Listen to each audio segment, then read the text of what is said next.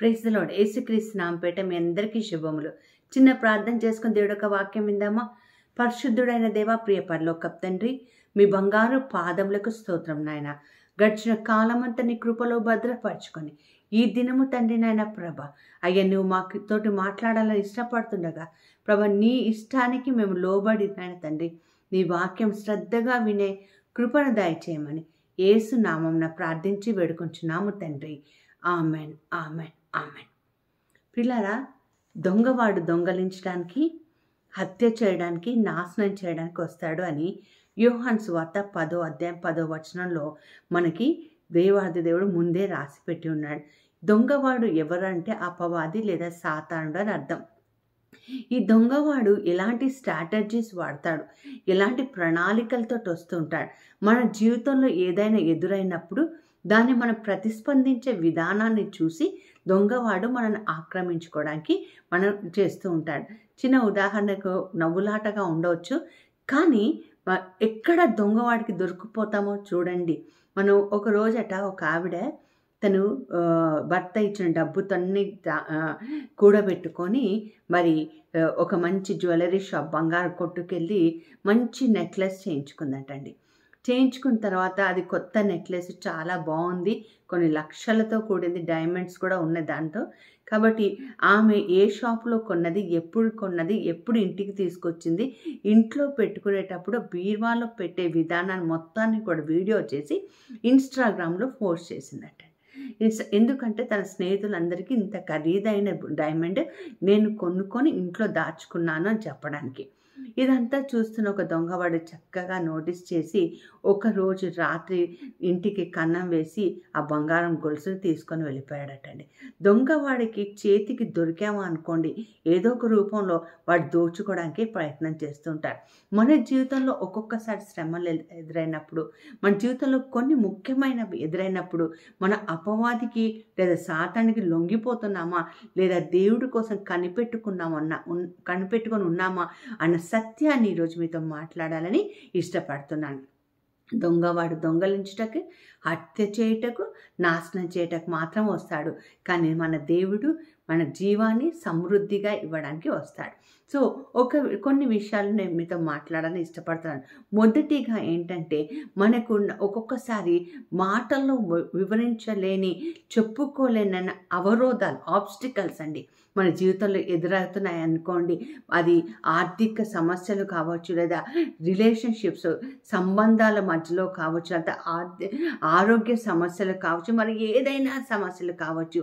అది మనకి అసలు మాటల్లో చెప్పుకోలేని ఈ ఆబ్స్టికల్స్, అవరోధాలు మనకి ఎదురైనప్పుడు ఇక్కడ ఒకటి గమనించుకోవాల్సిన విషయం ఏంటంటే, ఇది ఏదో బ్యాడ్ లక్, మంచి రోజులు నా జీవితంలో జరగటం లేదో అన్నది కాదు, కానీ సాతానుడు ఈ యొక్క అవకాశాన్ని సద్వినియోగం చేసుకొని మనల్ని దేవుడి మీద ఆధారపడడానికి దూరం చేస్తాడని మనం అర్థం చేసుకోవాలి. నీ జీవితంలో ఏ అవరోధాలు ఎదురైనా సరే దాన్ని దాటించగల సామర్థ్యం మన దేవుడికి మాత్రమే ఉంటుంది అని గుర్తుపెట్టుకోవాలి. ఈ యొక్క స్ట్రాటజీని, ఈ యొక్క దాన్ని ఉపయోగించుకొని సాతానుడు దేవుడికి నీ నుండి దూరం చేస్తాడు అని మనం అర్థం చేసుకోవాలండి. రెండోదిగా మనం చూస్తాం భయము, ఆందోళన లేదా అనుమానం. మన హృదయంలో ఒక అనుమానాల్ని లేదా ఒక భయాన్ని మనకు కలిగినప్పుడు, భయాలు చాలా రకాలుగా ఉంటాయండి. పరిస్థితులు తారుమారైనప్పుడు భయం అవుతుంది, లేదా ఒంటరితనం అనుభవించినప్పుడు భయం అవుతుంది, లేదా పరీక్షలు రాసి రిజల్ట్ వచ్చే ముందు భయంగా ఉంటుంది. చాలా రకాల భయాలు ఉంటాయండి. డాక్టర్ దగ్గరికి టెస్ట్కి వెళ్ళి ఒకవేళ చిన్న గడ్డ వచ్చి అది టెస్ట్ రిజల్ట్ వచ్చే వరకు కూడా నిద్ర పట్టదు, భయంగా బ్రతుకుతూ ఉంటా. ఈ భయము, ఈ అనుమానము మన జీవితంలోకి ఎదురైనప్పుడు ఈ భయాన్ని మరి ఈ యొక్క అనుమానాన్ని మరి ఖచ్చితంగా మనలోకి పెట్టినవాడు దేవుడు మాత్రం కాదని మనం తెలుసుకోవాలి. ఎందుకంటే మన దేవుడు మన కోసం 365 సార్లు ఒక మాట రాయించారు. ఏంటంటే, ఇదిగో భయపడకు, నేను నీకు తోడై ఉన్నాను. అంతేకాకుండా అనుమానం గురించి రాస్తూ ఆయన ఏమంటాడంటే నాకు అసాధ్యమైనది ఏదైనా ఉన్నదా అని ప్రభు మనకి రాస్తూ ఉంటాడు. ఆరోగ్య సమస్య కానీ, ఆర్థిక సమస్య కానీ, సంఘపరమైన ఏ సమస్య అయినా కానీ, ఈరోజు ఈ భయము, ఆందోళన, అనుమానంలో నువ్వు కూరుకుపోయి ఉన్నప్పుడు, అందులో పడిపోతున్నప్పుడు సాతానుడు మెల్లగా నిన్ను డిప్రెషన్లోకి, నిరాశలోకి తీసుకెళ్ళిపోతూ ఉంటాడు. నీలో అశాంతిని రేకెత్తిస్తూ ఉంటాడు. మెల్లమెల్లగా దేవుడి పైన నువ్వు పెట్టుకున్న నమ్మకాన్ని కూడా వాడు వమ్ము చేస్తాడన్న సత్యాన్ని నువ్వు తెలుసుకోవాలండి.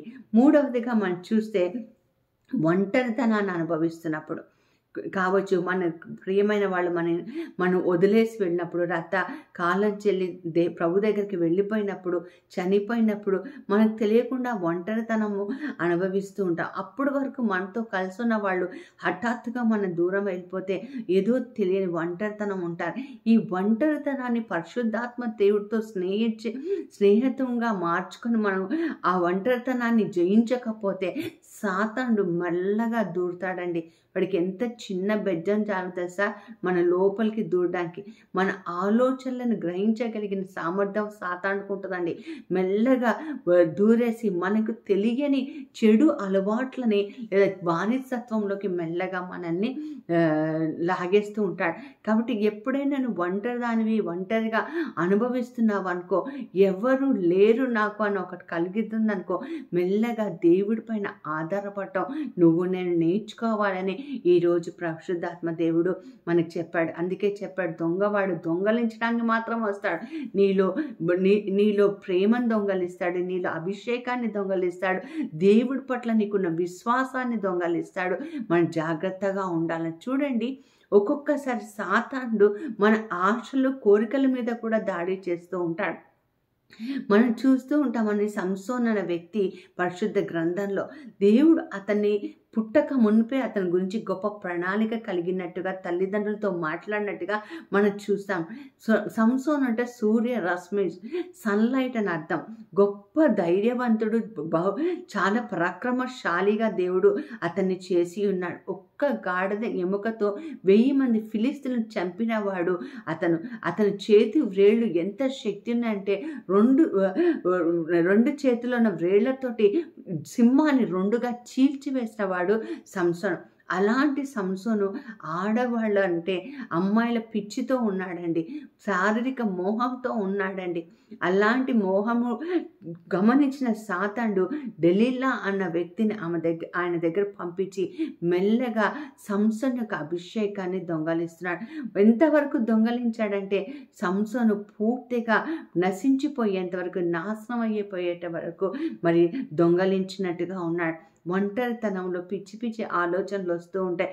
ఒంటరితనంలో శారీరక కోరికలు రెచ్చిపోతూ ఉంటాయి.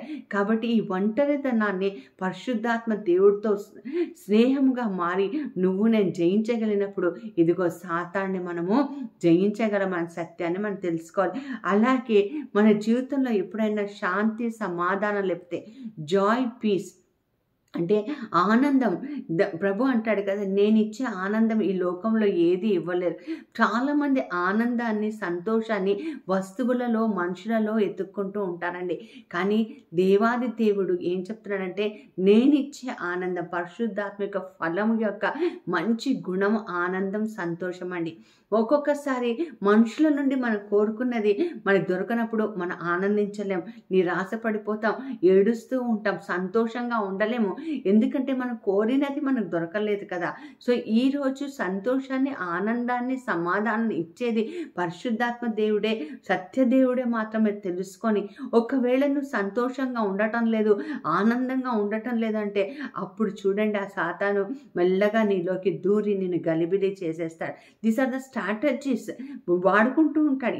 ఈ యొక్క అన్నిటిని వాడుకొని నిన్ను దేవుడు బిడ్డ కాకుండా చేస్తాడు.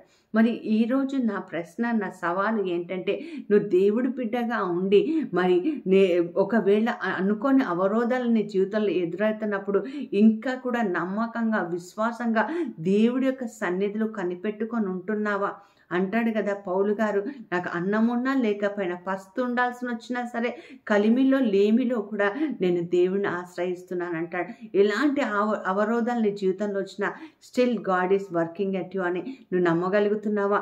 అలాగే నీకు భయము అనుమానం వచ్చినప్పుడు ఈ భయాన్ని అనుమానాన్ని ప్రభుకి దగ్గర నిర్భయంగా ఒప్పుకొని, భయము దేవుడి నుండి రాదు, అది సాతాను ఇచ్చాడని తెలుసుకుని వాడి కుయుక్తుల్లోకి నువ్వు నేను పడకుండా మరి జాగ్రత్త పడదామా?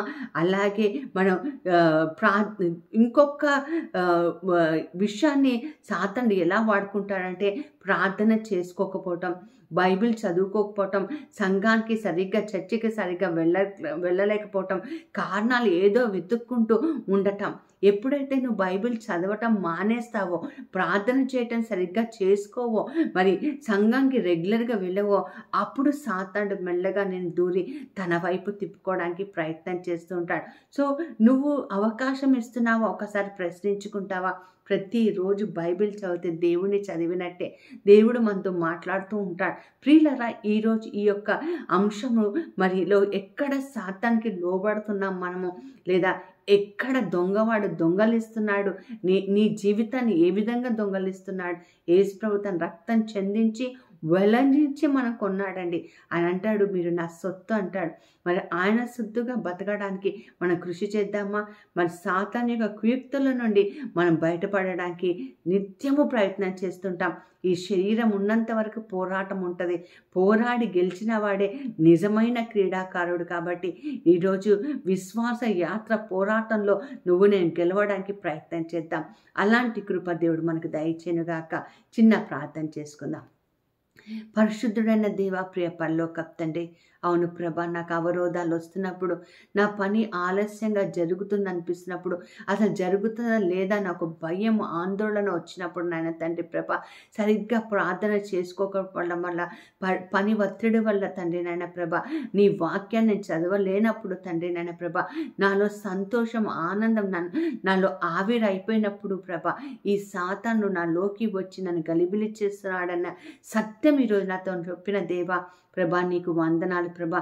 ఏ నాటికి కూడా ఏది జరిగినా సరే ప్రభా, అయ్యా ప్రభా, నువ్వు వివేకపోయిన ఆలస్యం చేసిన ప్రభా, నీ పైన ఆధారపడి నీ బిడ్డగా జీవించి నీ బిడ్డగా మరణించే కృపను దయచేయమని యేసు నామమున ప్రార్థించి వేడుకొంచున్నాము తండ్రి. Amen, amen, amen. God bless you all.